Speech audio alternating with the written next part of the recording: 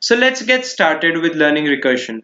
Recursion is an important concept to learn for linked lists, trees, and DP. Let's just go ahead and talk about recursion. Now, recursion is a function call itself, but is it just that? Well, it is much more than that. It has a lot of parameters that we need to think about before we call the same function. And what does calling the same function do? Well, there are a lot of questions that surround it, but one of the most important things to remember is it works on the internal stack mechanism that is inside the computer that depends on the way the function calls work. Now, one function that is called that builds up upon another function that is called. So a function called inside is on the top of the stack. We'll discuss about stacks in the next or the next to next lecture, but let's just go ahead and say it's just like plates on top of each other. So the function that was called the last has to be worked upon the first. So that is the first problem that needs to be solved, the problem on the top. So that is how the recursion stack is working, and all the recursions can actually be reduced into stack problems. And most recursions can also be reduced into iterations, into some sort of for while loops. But I don't say all of the recursions because there are examples of recursions that cannot be converted. One of the examples, if you want to look it up, is the Ackermann function. It was given to a student as a problem statement by a professor, saying that all problems can be converted into iterables. But the student proved that there was this problem, the Ackermann function, which can actually not be coded as an iteration but can only exist as a recursion. So let's just go ahead and talk about what a recursion is now. Parts of the recursion are doing stuff, reducing the problem, and telling other people to do the same kind of stuff.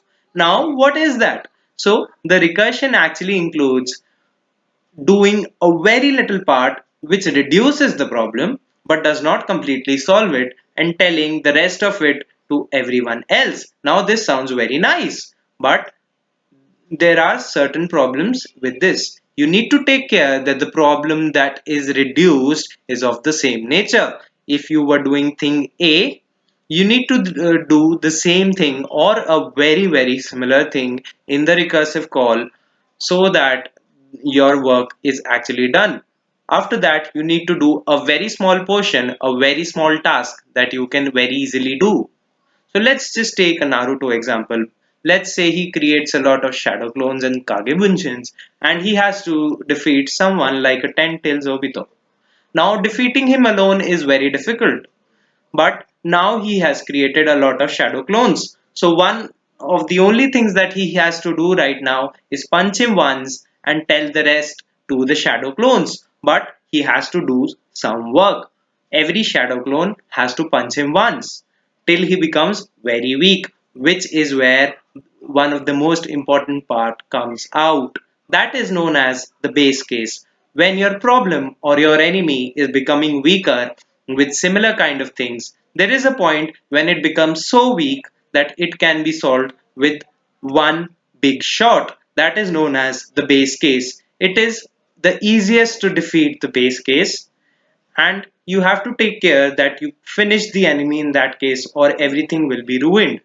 So in this case, when the enemy has become very weak, Naruto might do a Rasengan or a Talk no Jutsu, depends on him, and we need to do a base case. Now, what is a base case? A very weak enemy that has to be defeated by a little thing that can be done in our minds. So let's say I told you sum up to 100. Maybe you cannot do it directly, but there is one sum that you can do very easily, the sum of zero numbers. What is the sum of zero numbers? It is zero. So that is the weakest enemy, the weakest thing that you can solve, and that you have to plug into your recursive function. We'll see more of this when we do the example, but let's see the summary of everything. So do some work, create the base case, and leave the rest to recursion. Sounds good, right? So we'll solve the same using one problem known as the Tower of Hanoi problem, which we'll see how it works, and then will learn about recursion properly, and then you'll get your tasks. Thank you for watching this video, and I hope to see you in the next video.